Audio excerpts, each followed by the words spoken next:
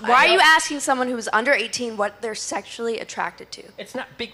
That's a better question. We're not talking about sexual orientation. We're talking about their gender identity or expression, right? It's a trans issue, not whether they're bi or not. Also, you should probably know what your kid under 18 is attracted to. A child? So in this clip, Destiny finally got pushed back on hard. Destiny tried throwing stats and deflections, but the OF model stayed calm and called Destiny out on real-life issues like kids, gender, and irreversible choices.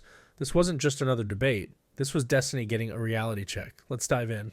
So at the end of the day, I think the biggest problem is the fact that we are saying that these examples, these caricatures are what's actually going on in society, because it's not. The average everyday person is way more reasonable than what we give them credit for, right? And I think a huge part of it comes back to exactly what he said, opening up these conversations. Stephen is one of my favorite people to debate with because we can actually intellectually explore these ideas without hating each other. And I think that's something that's really rare in this present point in time right now. And if we can work towards removing that weird kind of social barrier where everyone's so offended, everyone's so fucking triggered, then maybe we can actually begin to make real progress. Love that.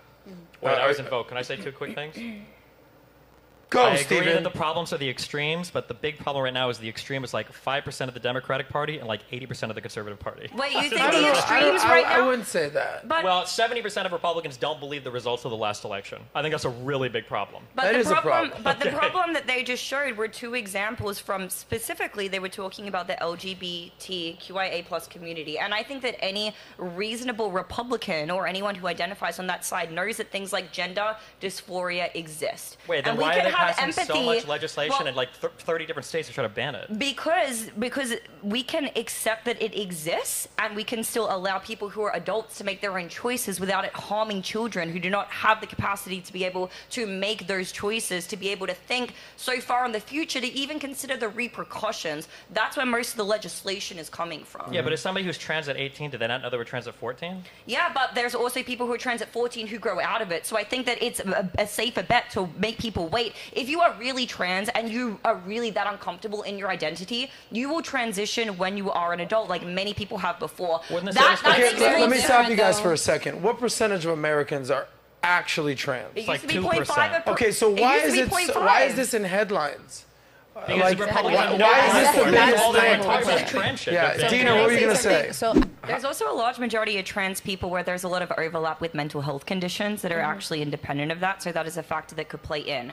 One thing I want to address about what you said is, you know, it's more difficult to pass, right? Should we really be prioritizing aesthetics over people's mental health and over the people who are actually going to grow out of that gender dysphoric state? Because there are studies and there's some disparity between what the actual number is, but it's anywhere between 60 to 90% of people who identify this will outgrow it. Okay, hold on. Time. These numbers get cited all the time. That is absolutely not true. When you talk about desistance, you're talking about people that identify feelings of dysphoria at some point in their life and then go on to not have those feelings. That's not people who have begun treatment who then change their mind. The numbers for the people that begin treatment even prior to being 18 years old and then desist out of that treatment is like less than 1%. Then why Then why is what? There are a lot of people on Twitter complaining about it, or there's more detransitioners now than ever before. And there's more everybody now. That's called the growing population. Let me just say one thing, and I'm asking how we can fix America, and everyone here wants to talk about trans stuff. Well, hold on. What's going on here? Go ahead. I think that's the fundamental problem. Yeah. I'm not into the kumbaya because for me, the division itself doesn't bother me. I think where a lot of us agree is that when some way, whether it be through the school system, whether it be through the government, and someone is using some sort of coercion or actual force to implement, let's say, an idea and force you to have to adopt it, that's when it becomes a fundamental problem.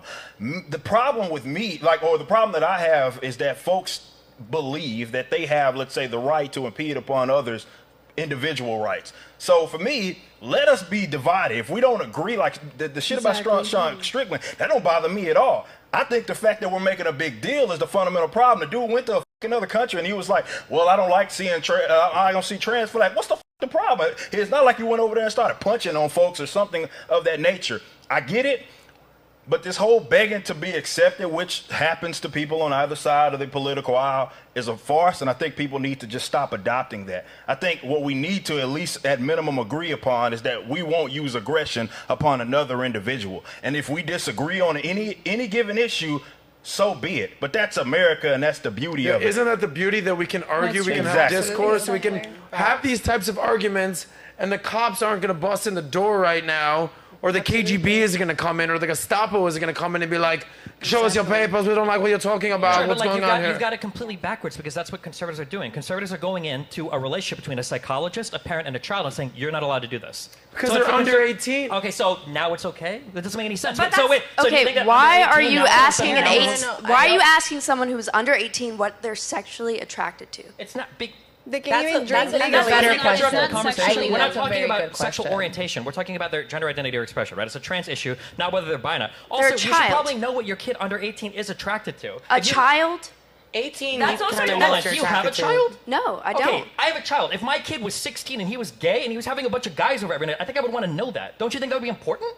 That's I think important. that Yeah, that's- but So- they so shouldn't the be making sexual orientation is life-changing probably decisions important. under 18. Do what? They should not be making life-changing decisions I don't. under 18. Hold on. No, I'm sorry. No offense, but like I have no care in the world what your idea is about my child, and I would want that decision to be between me, my child, and a doctor. Exactly. Agreed. But the Exactly. problem So is that's that these great. doctors now. So then, why are we making laws dictating how me, a parent, can make a decision about what I think is medically best for my child?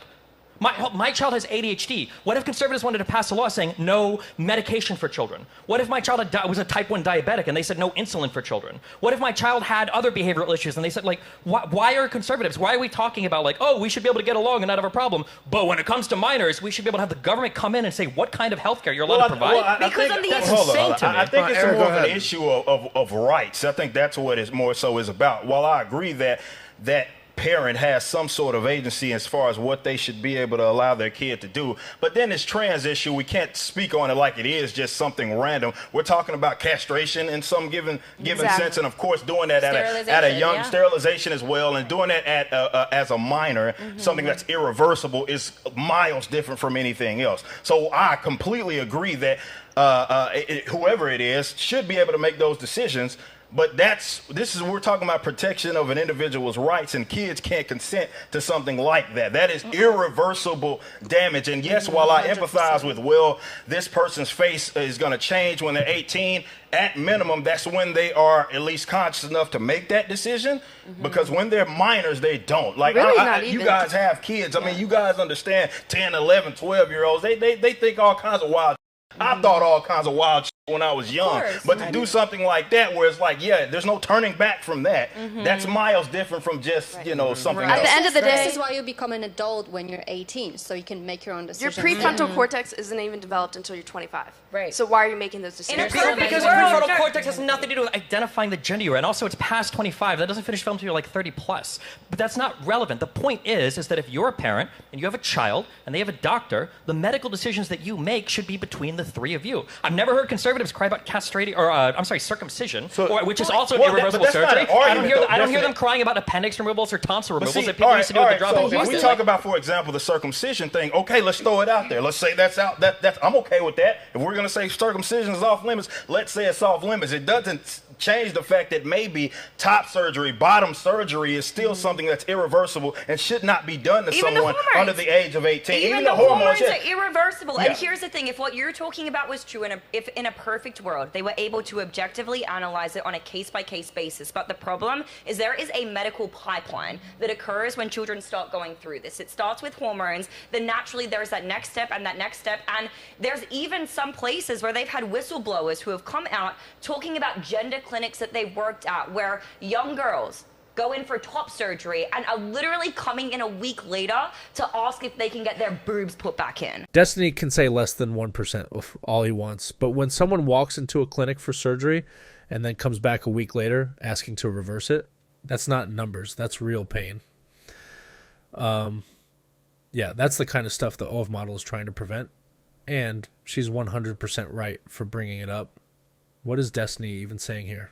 And the Does that crazy show thing you? is, that when you look at study after study after study after study, it seems like the people that are regretful or have issues with their transition is still less than 1%. So while I respect the fact that Tucker Carlson or whatever other brain-dead conservative pundit that you consume is saying there's all these issues, as a percentage of all the people that seek that healthcare, it seems to be fairly effective. Is it perfect? No, so we should continue to iterate on the process. But I care way more about what a doctor has to say about that than a conservative pundit who's obsessed with the relationship between me and my child. Well, the problem Here's is the that reason even why- in the medical world and professional world, things become politicized, and sometimes people do not always operate within the best interest because they're trying to be politically correct. Let's and that just is take unfortunate, politics off but of the that's table. the A way that doctor it is a is. doctor. A doctor's there to make money. You think I'm not going to make more money by doing this surgery than I'm not doing it? It's a lot Okay, of wait, It's a wait, medical wait, business. wait, I do we sell ban all insurance. medical operations for It's children? a business. It is a business. So no more healthcare tonsillectomies, is no the more worst. appendectomies. I mean, biggest And Go ahead, industry in Angela. Go America. ahead.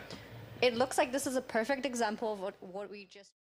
By the end of it all, Destiny looked flustered and honestly kind of cornered. Destiny couldn't answer the big questions without dodging or changing the topic, and the OF model didn't let him off the hook. Destiny tried to take control, but she held her own the whole time. Respect.